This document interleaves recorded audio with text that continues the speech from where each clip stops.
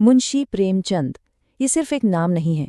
इन्होंने सिर्फ कहानियां नहीं लिखी, बल्कि अपने उपन्यासों से एक पूरे दौर को, एक पूरे युग को आवाज दी। तो चलिए आज उनकी इस शानदार साहित्यिक यात्रा को समझते हैं, जो असल में भारत के सामाजिक बदलाव की ही कहानी है। लेकिन आगे बढ़ने से पहले एक सवाल, क्या वाकई कोई लेखक सिर्फ अपनी कलम के दम पर समाज को बदल सकता है? सोचने वाली बातें है ना। पर प्रेमचंद के लिए ये कोई थ्योरी वाला सवाल नहीं था, ये तो उनके जीवन का मिशन था। वो खुद को सिर्फ लेखक नहीं, बल्कि समाज का एक डॉक्टर मानते थे, जो शब्दों से समाज की बीमारियों का इलाज करने निकला था। देखिए, प्रेमचंद एक ऐसे समय की आवाज थे जब भारत एक बहुत बड़े बदलाव से गुजर रहा था, और उनके हर काम के सेंटर में, उनकी हर कहानी के दिल में हमेशा एक कश्मकश रही, एक संघर्ष रहा। और वो संघर्ष था आदर्शवाद और यथार्थवाद के बीच। मतलब एक तरफ तो ये उम्मीद थी, ये विश्वास था कि समाज को सुधारा जा सकता है, सब कुछ ठीक हो सकता है। और दूसरी तरफ थी समाज की कड़वी सच्चाई, जिसे बिना किसी लाग लपेट के दिखाना भी जरूरी था।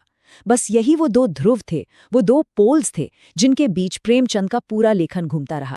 तो उनके लिखने की शुरुआत हुई आदर्शवाद की मजबूत पकड़ के साथ। उनके शुरुआती नॉवेल्स में आपको सामाजिक समस्याएं तो दिखेंगी, लेकिन उनके जो सॉल्यूशन होते थे ना, वो बड़े उम्मीद से भरे, एकदम आइडियलिस्टिक होते थे। जैसे कि सेवा सदन का उदाहरण लेते हैं। इसमें उन्होंने वेश्यावृत्ति जैसी बहुत बड़ी समस्या को उठाया, और इसकी जड़ में क्या बताया? दहेज प्रथा और ससुराल में होने वाला बुरा व्यवहार। और इसका समाधान क्या दिया? एक सेवा सदन बना दो, जहां इन औरतों को अच्छी जिंदगी जीने का मौका मिले। बहुत ही अच्छी सोच है, पर थोड़ी सी ज्यादा आदर्शवादी है ना। फिर आया प्रेमाश्रम। इसका फोकस था किसानों का शोषण। प्रेमचंद ने साफ साफ दिखाया कि कैसे भारत के जमींदार और अंग्रेज सरकार दोनों मिलकर किसानों को लूट रहे थे। और यहाँ भी सोल्यूशन एकदम फिल्मी स्टाइल आइडियलिस्टिक था। एक अमीर हीरो प्रेम शंकर, जो किसानों की भलाई के लिए अपनी सारी दौलत कुर्बान कर देता है। फिर धीरे धीरे समय बदला, देश में आज़ादी की लड़ाई तेज हुई, गांधी जी का असर बढ़ने लगा, और इसके साथ ही प्रेमचंद के लिखने का कैनवस भी बड़ा होता चला गया। अब वो सिर्फ समाज की छोटी मोटी बुराइयों पर नहीं, बल्कि देश के बड़े मुद्दों पर, राष्ट्रीय समस्याओं पर लिख रहे थे। और इसका सबसे बेहतरीन उदाहरण है रंगभूमि। कई लोग तो इसे एक महाकाव्य, एक एपिक नॉवेल मानते हैं।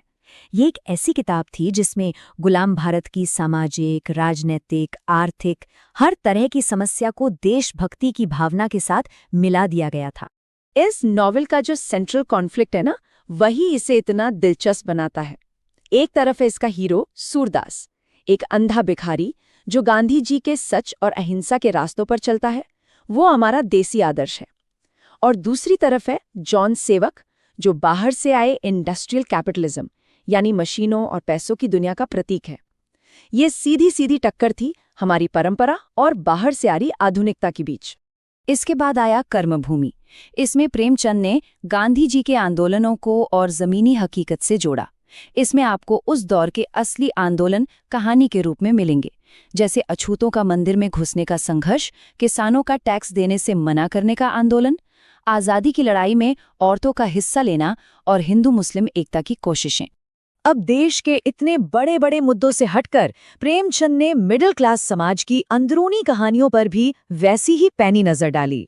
उन्होंने दिखाया कि कैसे समाज के कुछ गलत रीति रिवाज एक हंसते खेलते आम से परिवार को पूरी तरह तबाह कर सकते हैं। निर्मला की कहानी को ही ले लीजिए, ये दिल दहला देती है। सिर्फ इसलिए कि घर वाले दहेज नहीं दे पाते, एक कम उम्र की लड़की निर्मला की शादी एक बड़ी उम्र के विधुर आदमी से कर दी जाती है। अब इस बेमेल शादी की वजह से घर में शक और लड़ाई झगड़े पैदा होते हैं। बात इतनी बढ़ जाती है कि उसके सौतेले बेटे की मौत हो जाती है, और आखिर में पूरा परिवार बिखर जाता है और निर्मला की भी एक दुखद मौत हो जाती है। फिर आया गबन। इसमें प्रेमचंद ने दिखाया कि कैसे समाज में झूठी शान बनाए रखने की चाहत और गहनों का लालच एक पूरी की पूरी जिंदगी बर्बाद कर सकता है। ये मिडिल क्लास की शो ऑफ करने की आदत पर एक बहुत तीखा तंज था। जैसा कि नाम से ही पता चलता है, गबन का मतलब होता है सरकारी पैसों की चोरी या हेराफेरी। इस नॉवेल का हीरो है रमानाथ। वो अपनी पत्नी को गहने दिलाने के लिए, समाज में अपनी नाक ऊंची रखने के लिए सरकारी पैसों का गबन कर लेता है। संदेश एकदम साफ था, अपनी चादर से ज्यादा पैर फैलाना आपको कहीं का नहीं छोड़ता। और अब हम पहुंचते हैं प्रेमचंद की साहित्यिक यात्रा के शिखर पर, उनके सबसे आखिरी और सबसे महान उपन्यास गोदान पर। ये सिर्फ एक नॉवल नहीं था, ये हकीकत का, यथार्थ का एक महाकाव्य था। किसी ने क्या खूब कहा है कि प्रेमचंद की पिछली सभी कहानियां नहरें हैं और उपन्यास नदियां हैं जो गोदान रूपी सागर में आकर मिल जाती हैं। मतलब सोचिए, गोदान इतना विशाल, इतना गहरा है कि प्रेमचंद का लिखा हुआ सब कुछ आकर इसी एक समंदर में समा जाता है। तो इसे सागर क्यों कहा गया? क्योंकि गोदान में आपको उस वक्त के पूरे भारतीय समाज की तस्वीर दिखती है। होरी के जरिए किसान की कर्ज और शोषण की कहानी, गोबर के जरिए शहर में मजदूरों का संघर्ष, सिलिया के जरिए दलितों के मुद्दे, और साथ में दहेज, विधवाओं की हालत, जमींदारी का खत्म होना और पैसे वालों का राज आना। शायद ही कोई ऐसा टॉपिक था जिसे प्रेमचंद ने इसमें छुआ ना हो। तो सबसे बड़ा सवाल ये है कि इस महाकाव्य का, जिसमें समाज की हर समस्या को दिखाया गया, उसका अंत क्या था? क्या यहाँ भी कोई उम्मीद भरा आदर्शवादी समाधान था? जवाब है नहीं। इसका अंत था आदर्श की मृत्यु। इस नॉवेल का हीरो होरी, जो एक गरीब किसान है, वो पूरी जिंदगी एक गाय खरीदने का सपना देखता है, संघर्ष करता है और आखिर में इसी सिस्टम के बोझ तले दबकर मर जाता है। उसकी मौत ही प्रेमचंद के यथार्थवाद का पीक है।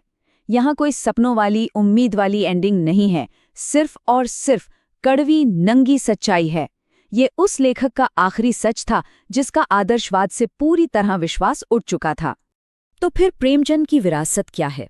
उनकी विरासत असल में आदर्शवाद से यथार्थवाद तक की उनकी यात्रा ही है, जो हमें भारतीय समाज के बदलने की कहानी बताती है। देखिए, उनकी यात्रा कितनी साफ है। शुरुआत में सेवा सदन और प्रेमाश्रम जैसे नॉवेल्स में आदर्शवादी सॉल्यूशन, फिर बीच के दौर में रंगभूमि और कर्मभूमि में गांधी जी के असर से दायरा और बड़ा हुआ। उसके बाद निर्मला और गबन में मिडिल क्लास परिवारों की कहानियों पर फोकस किया, और आखिर में गोदान के साथ वो खालिस यथार्थवाद के शिखर पर पहुंच गए। और आखिर में ये पूरी यात्रा हमें एक बहुत जरूरी सवाल के साथ छोड़ जाती है। प्रेमचंद ने जिन समस्याओं के बारे में लगभग 100 साल पहले लिखा था, किसानों का कर्ज, दहेज, जातिवाद, अमीरों का शोषण, क्या वो समस्याएं आज हमारे समाज से पूरी तरह खत्म हो चुकी हैं? सोचिएगा जरूर, क्योंकि शायद इसी सवाल के जवाब में प्रेमचंद आज भी जिंदा हैं और हमेशा रहेंगे।